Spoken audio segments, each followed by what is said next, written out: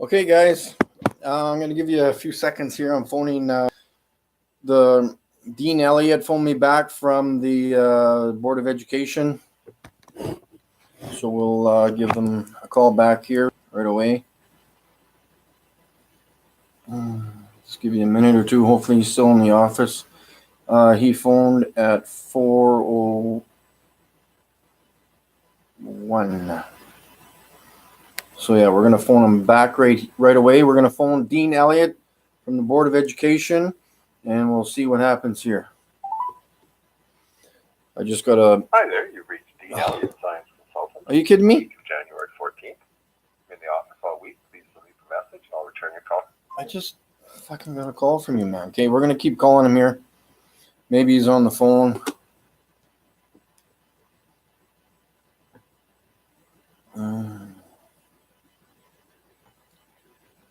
See what happens here.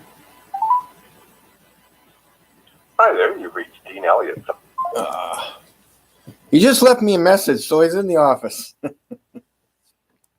Gotta phone this guy. Get some answers. Ooh, yeah. Woo! He said he was going to be in the office for another 15 minutes or so. We'll keep bugging him. Hi there, you've reached Dean Elliott. Anyways, hope everybody's doing well. I wasn't sure who was calling me. I should have picked it up, but I want to make sure that you guys get in on the calls when I'm calling people.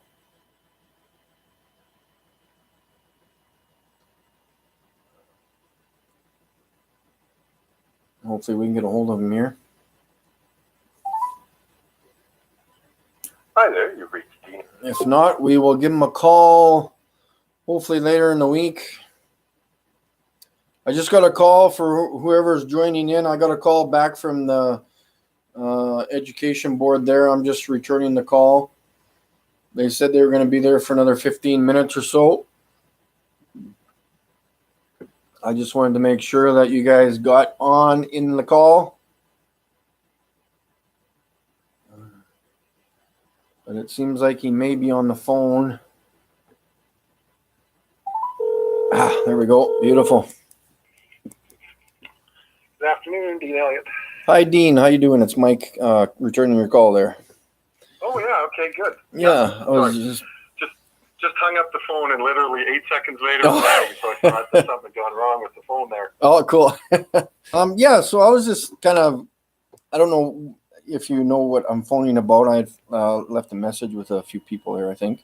What I'm trying to do is, like I've been thinking about a few things about what I've been taught from my teachers, from education from years ago, and also in relation to what's happening now in education. And I'm just kind of curious because I've been asking some people and they're not sure about this curvature of the earth. Now, we are at least from what I know from doing the research, that there's supposed to be an 8-inch per mile squared, because we're supposed to live on a ball, where this curvature is. So it's 8 inches basically times itself after the first mile. So it increases after the first mile. Like after 10 miles, there should be like almost 70 feet of curvature. And we don't see that in our day-to-day lives, So I'm just kind of curious if that is the reason why, or if we were taught that, and I don't remember, but I'm pretty sure we were not taught the Earth's curvature in school. Well, I mean, number one, I can't answer what you were taught because I wasn't in your classroom, don't know your teacher, all those deals, right? Yeah. So it's tricky. Like a lot of times I can answer from the curriculum perspective what's in Saskatchewan curriculum. Yes. And you just to narrow things down a bit, you went to school in Saskatchewan? Yes, correct. Yep. Okay, that makes it a little easier. Then I don't have to broaden the comment. Although I don't think it would matter where I am. I would.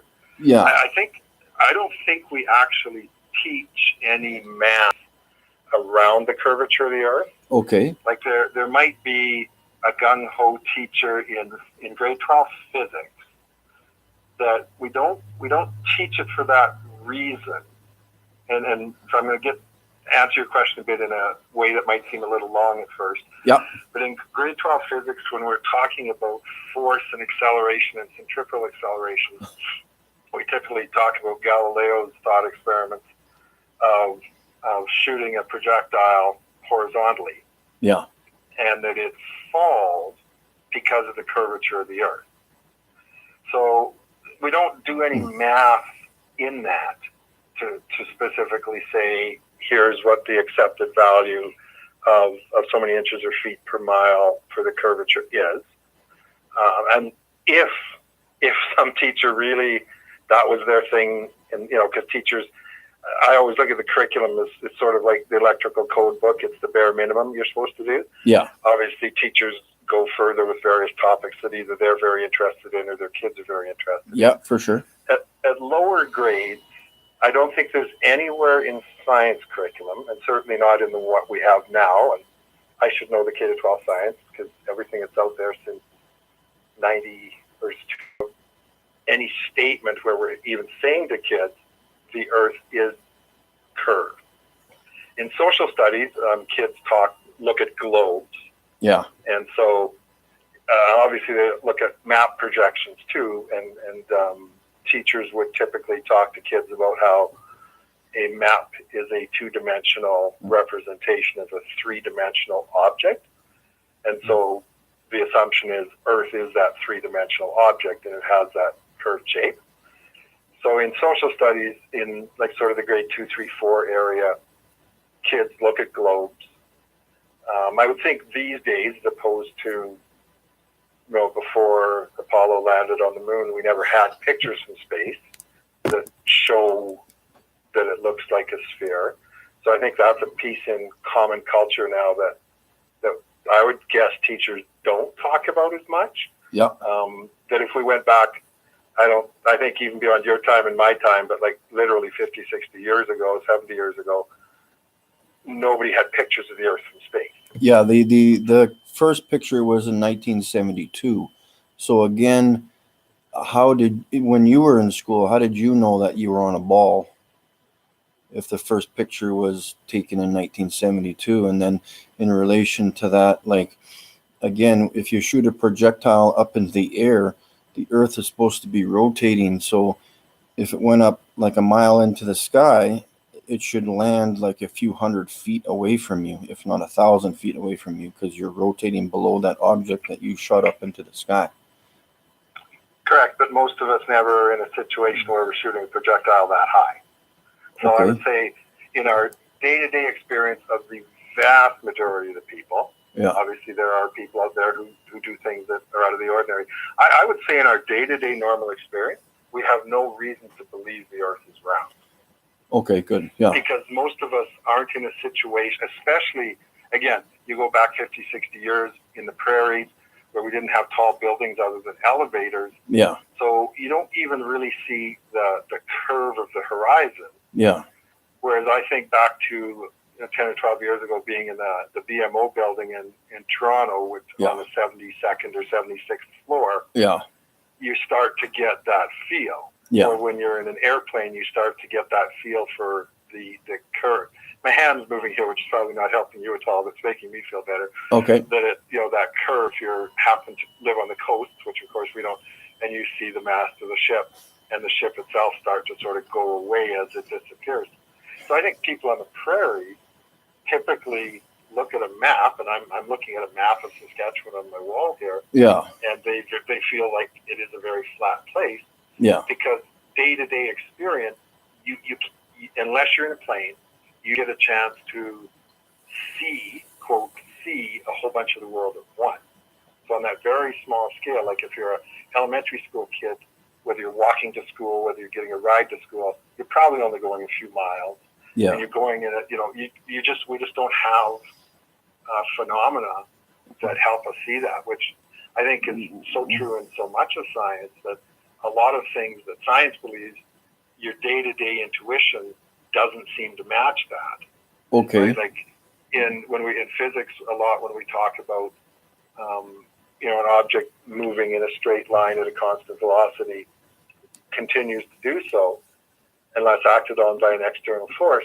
Well, in real life, except maybe air hockey and skating, there's so much friction that it doesn't seem like that's true. Like if I'm in my car, I have to keep pressing on the gas pedal to go 100 kilometers an hour. Yeah. But you don't see or, quote, feel that friction that's involved. So until you start getting into like an air hockey table or an air track, and then you see, oh my God, things do keep going. So I think there's so many phenomena, and the whole curvature of the Earth is, it's not one that I think most people spend much time thinking about in terms of, I saw the curve today. Like I think if we were on the moon with that much, much smaller diameter, maybe, and I don't know, I've been there, maybe you would really get a sense for the curvature by being, just the height, a 6-foot height of a person. Okay. But I will almost guarantee, and I can't give you 100%, but I'll almost guarantee we've never in any courses done any of the math calculations to help kids get a feel for how much curvature there is. And I think kids have come to school, like you sort of asked me, how did I know it's curved? Because I just saw pictures of the globe and all the adults told me it was curved. And I was comfortable enough with that. Okay, and but probably as an elementary school kid, never bothered to say, well, what if you're all wrong? yeah, exactly. That's a very good statement, because that's why I'm phoning, is because if they're like in science, we should be able to take our own our own senses and say, okay, well, we need to go out and measure this curve. So after 10 miles, or even if you're in Moose Jaw, which is 67 kilometers or 70 kilometers west of here, why is it that you can see downtown Regina with a high power camera, when there should be like 1,000 feet of curvature, and the downtown buildings are not leaning back like as if there was a curve? And then again, the horizon, that's why we call it the horizon, because it's horizontal.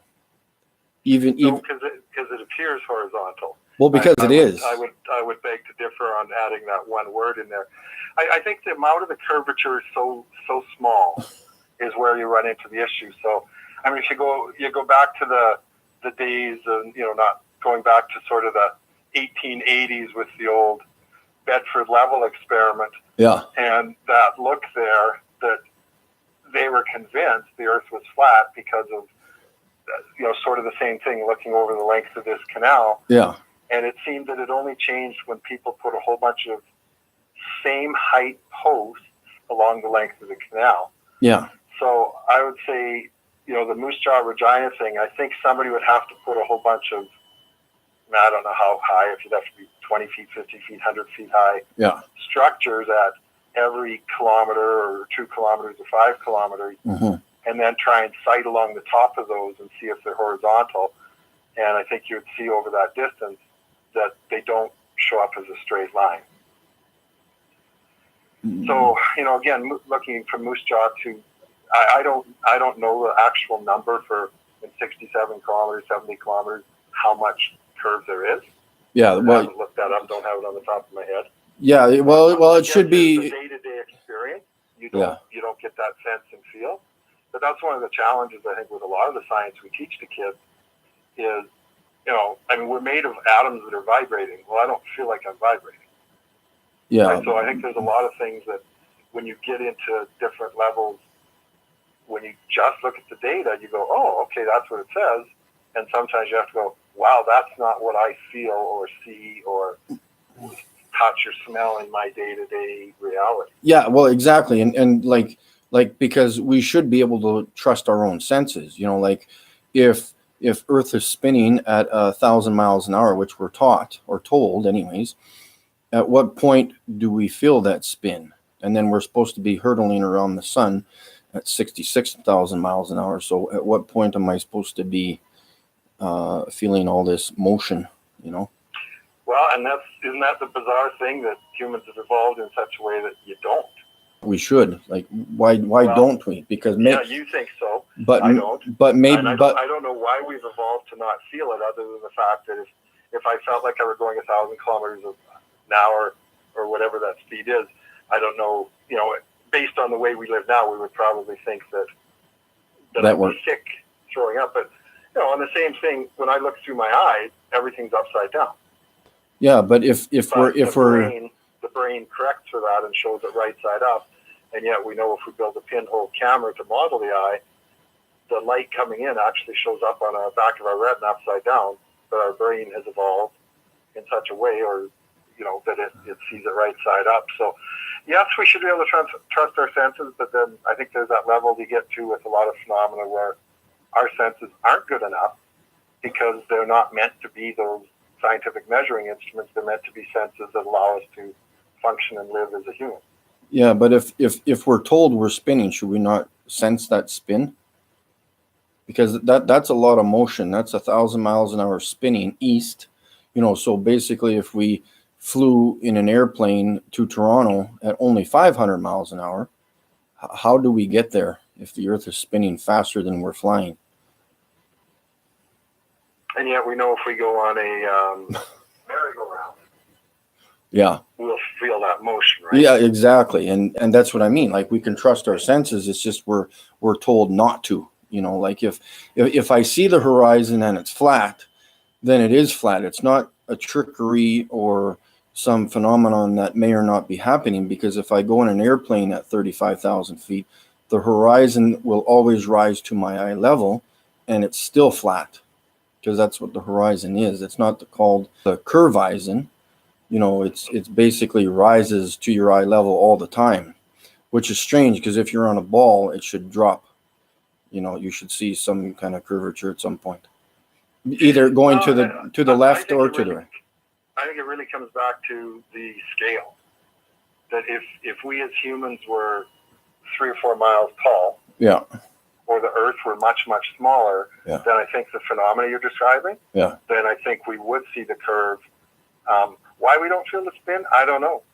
Maybe it's one of those things that again, we've evolved so that we can function and not feel that spin. I mean, when you're going 100 kilometers an hour in a vehicle, and you're laying in the back, somebody else is driving, and just the smoothest road that ever existed, so probably not here, and your eyes were shut, I'd argue there's times you can't really tell if you're moving or not. You would feel a vibration. Well, let's try and find just the smoothest. I could sit in a train locomotive then that's idling, the vibration there. Yeah. Or I'm going 100 kilometers an hour in that train. Eyes shut. Don't try it while you're driving. Yeah. Try going down the highway and sit in the back seat, shut your eyes, and really focus on, can you tell if you're moving? You can certainly tell if the person changes lane. Yeah. Like, you can feel that. Or I stick my hand out the window. Tell if they speed up or slow down. Or I stick my hand out the window. Yeah. But again, that's but just through your own sense. Yeah. I would argue that in a vehicle, you really don't feel that motion, and you certainly don't discriminate well between, are we going 100 kilometers an hour or 60 kilometers an hour? Yeah. If your eyes are shut and you can't see anything else. So, and my only point for that argument is, I think sometimes our senses aren't very good, and yet I know I can have my eyes shut, and if my wife's driving, she changes lanes, that's enough of a shift that I can sense it, I can feel it. Yeah. So if she speeds up or slows down, I can feel it. But if she can stay at that constant speed, I don't feel whatever that is, like I'm moving. So anyway, some neat discussion. But yeah. So if here's a suggestion. What about if all of us trust our senses and we sense that we're not moving, then maybe we aren't. How about that? Well, you can decide to believe that if you wish, I guess. I certainly wouldn't.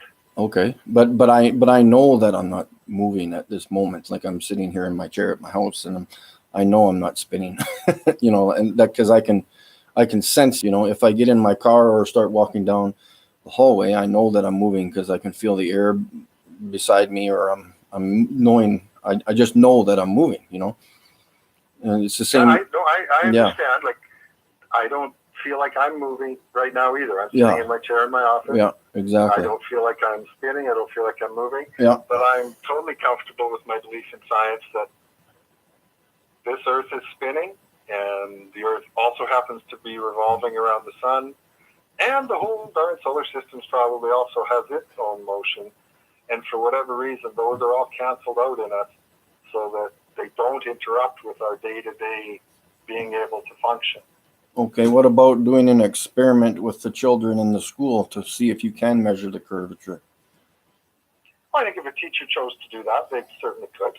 Okay, like over a distance of 1,000 miles, because over a distance of 1,000 miles, there'd be like literally miles of curvature.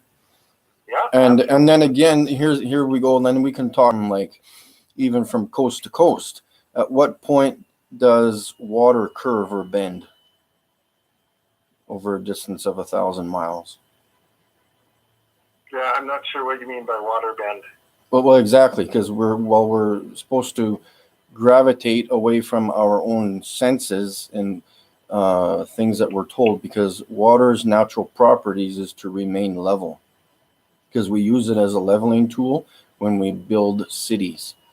So at what point does it curve? Because it has to curve, because you live on a ball. And if it formed to the exterior of a shape, at what point does it do that?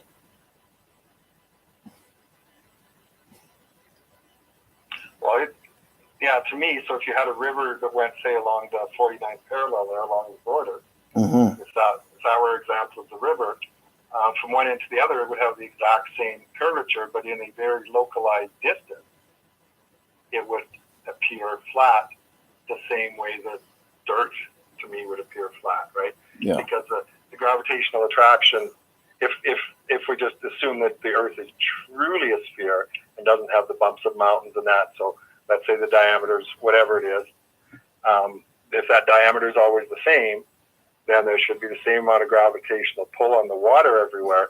Again, it doesn't help that I'm using my arm in the air and you can't see it. Yeah. But around the ball, the water doesn't fly away, and its horizontal is relative to only the spot of that molecule of water, right? Mm-hmm. It's not, water isn't an entity that if I have a 100-foot long trough of water, I don't think the phenomenon applies to a chunk. I think it applies to just at the atom or the molecule level.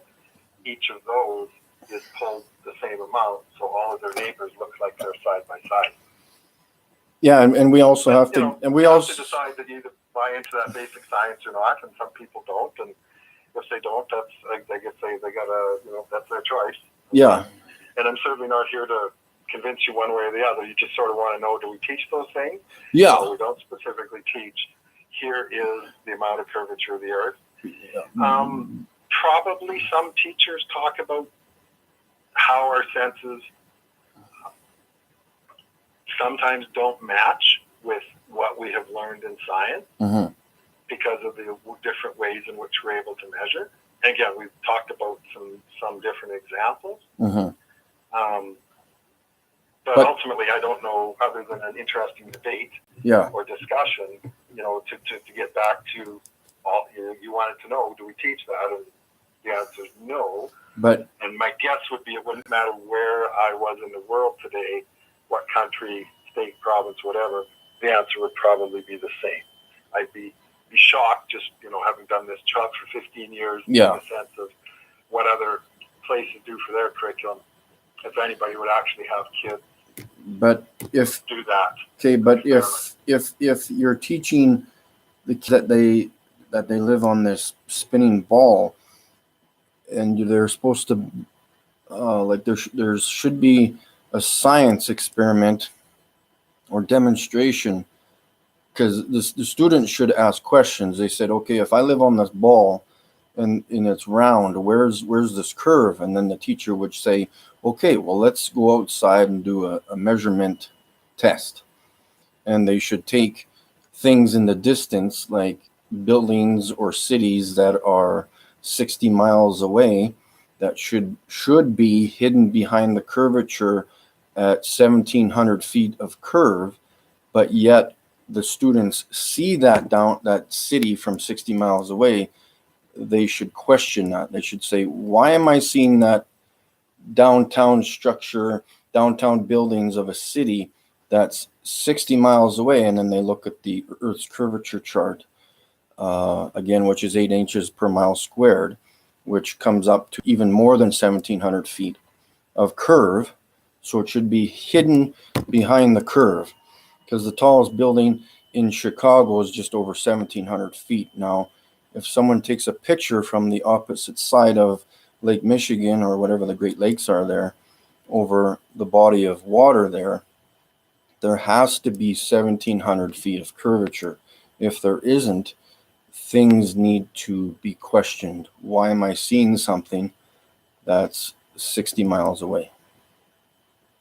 Yeah, I don't know have those numbers in front of me, so I can't. Yeah. I can't discuss if that's the amount of curvature. My understanding is the curve is so slight that you're just not going to see it on that shorter distance. Okay, but and so if we're talking about longer distances, I don't think you're gonna.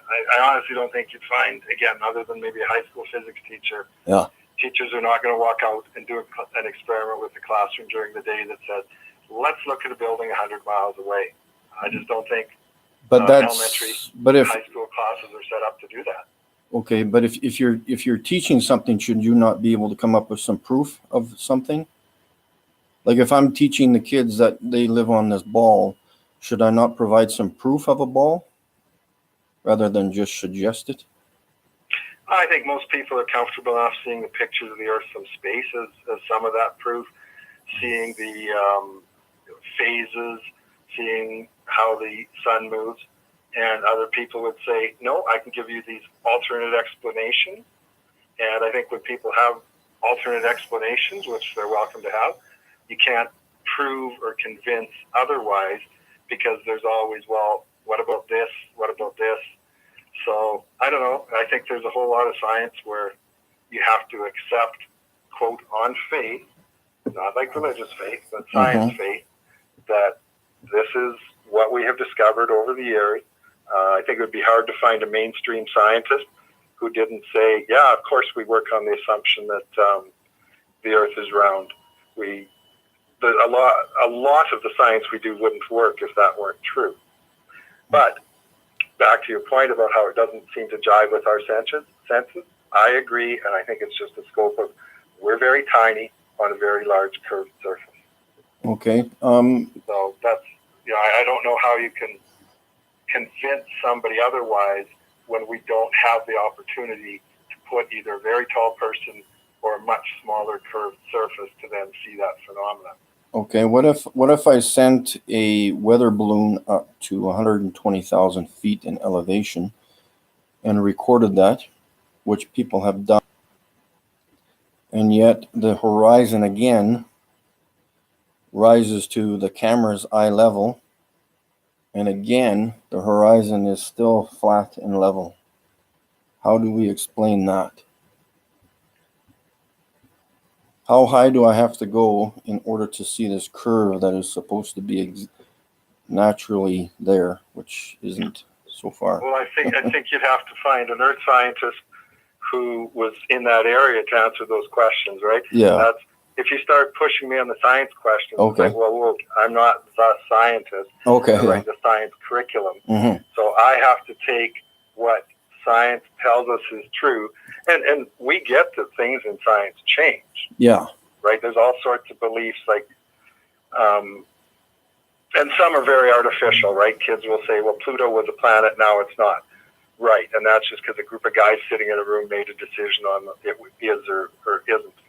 But there's other things that we've discovered that we've changed our thinking on over the years. But the fact that the Earth's a globe, I think you'd find the vast majority of the people in the world believe that. And yet, but that's only a belief. Maybe 99% of the world has been wrong forever, and it is flat, right? I personally don't believe that, but okay. I realize there are people who do. Could I leave you with a person's name to research, just for shits and giggles, as they say? Sure.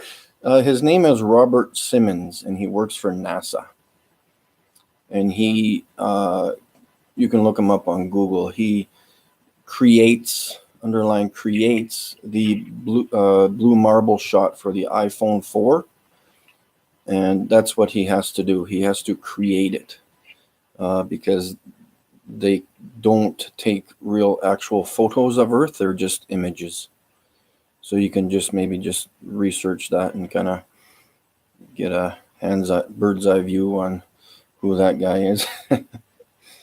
Because he's because he states that he has to Photoshop it together, all the high altitude shots of Earth, and stitch them together. Like they can't actually get a real photo of Earth, so they have to manipulate it to look like a ball.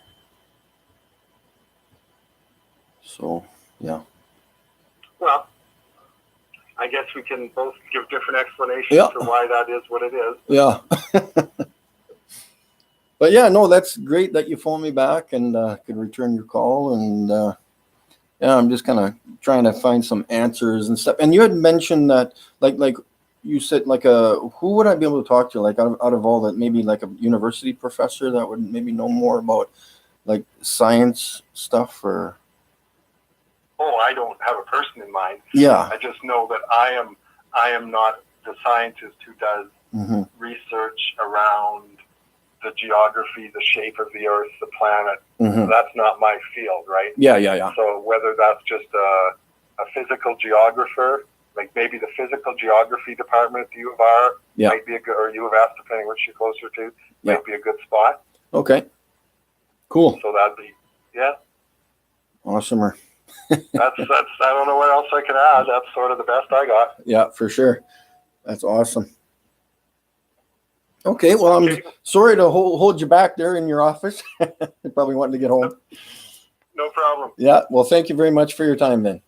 Okay, you have a good day. Yeah, you too. Bye-bye. Okay, bye. Oh my God, he's like, I so wanted to say, look, you retard. Oh, what is this phenomenon shit? Oh, phenomenon this, phenomenon that. Yeah, we're all in a freaking delusion here. Freaking fracking. Oh my God. Ray, what is this? Racism? How you doing, man? Fucking crap, man. Oh my God. What is... Let's give you this. How about that? Oh my God. And he's just like, and they don't teach anything. Okay, but okay, whatever.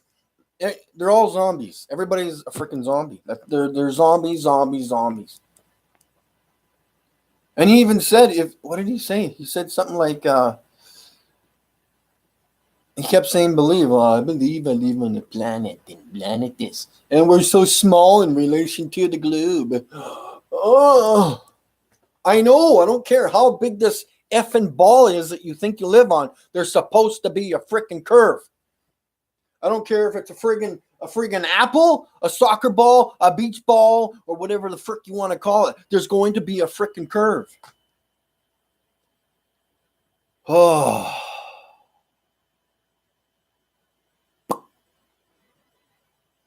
And he says, yeah, if they want to believe it's flat, well, yeah, I don't believe it is. I know it is. You guys go believe in your little cartoon ball. I wanted to say to him, and that's just just a piece of art. Stupid globe. Oh my God. Anyways, oh my God. Yeah, fully indoctrinated. Drone man. Unbelievable. Hey, what's he gonna do? He's gotta, he threw the word flat in there a few times. That's all right. We'll get him. I gotta start phoning the universities or something. Get some and then he says, I'm not a scientist. Yes, you are. You can go measure your glass of, you're a scientist when you're making a freaking apple pie. Because you're measuring shit. You're making an experiment that turns into a fucking pie. And then you can go outside. And then he tells me, what am I doing? If I'm laying in a car on a smooth road, what the hell is that shit about? Holy cow. Yeah, wages to pay the bills. Whose alarm's going off here? Let me check here.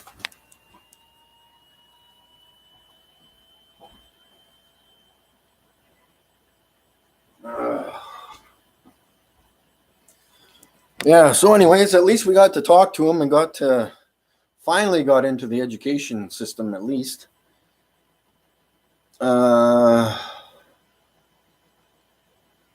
Yeah. So I think I need to get ready for do my usual stuff. Go to get some food and have a bath. Get ready for bed because I got to get up at 4:30. So I'm happy that all you guys tuned in. It was nice to talk to the zombie for a while. I had to get him to like, and then he says about the moon, and I'm just like, no, don't bring up the moon, please, like, because we'll be on the phone all fucking night. Like, yeah, I did get a job, finally with FedEx. I'm gonna try to stay there. It's kind of a psycho place, but I'm gonna work until September because I want to go to the conference over in Europe or the UK or wherever it is. I would love to go to that conference. To see Roxanne Glenn, all those crazy people over there. Go see Harry, John Smith, Globly, everything. All those guys. They're awesome over there.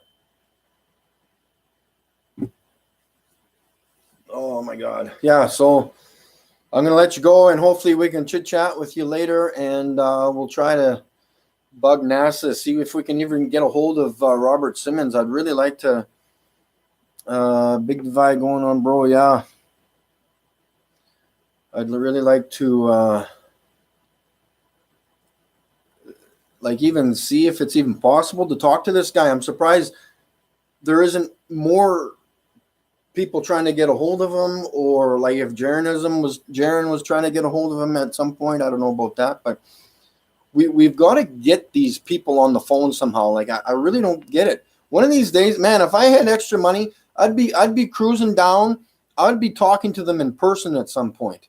One place I want to go to is there's a huge place in the desert. I can't remember if it's Nevada or Arizona, where there's an airplane graveyard. You've probably heard of it, where there's like hundreds or thousands of abandoned airplanes. Like, holy cow. If we're talking about a fuel hoax, let's go there and literally take footage of all those airplanes down there, the 737s, 707s, whatever the heck's down there. We need to go through those freaking planes and find out where these fuel tanks are, if there are any. So whoever's down near there, get your ass over there. Start filming that stuff. It's either that or I'm going to freaking go right now with the no money I got. But anyways, yeah. Get a new job. I saw a new video and can't find it in my history of Siamese designing maps. Yeah, and then he was bringing up maps. What was he talking about? Maps, yeah. And then they're like in 2D format. I'm like, yeah, no kidding, they're in 2D. And then, whoa, we put them on the ball and this and that, blah, blah, blah, blah. Whatever.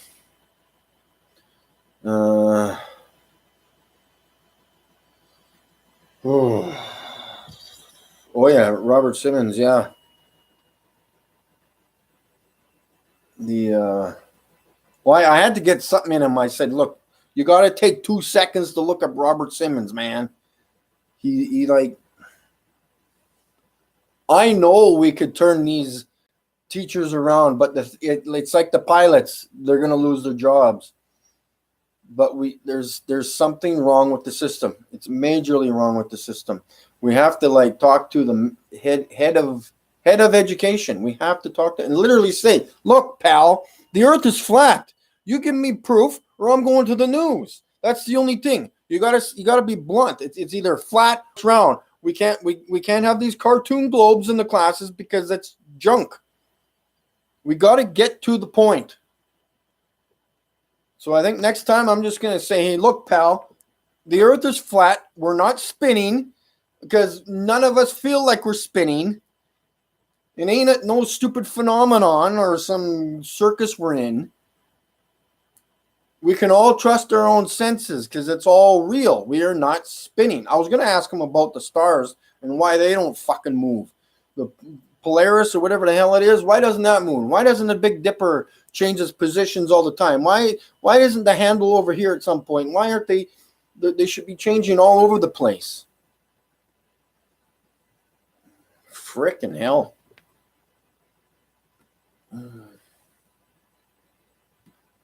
Anyways, I gotta go change my laundry. Have a wonderful night, folks, and we'll talk to you soon. And keep it flat, boys and girls. Have a great week.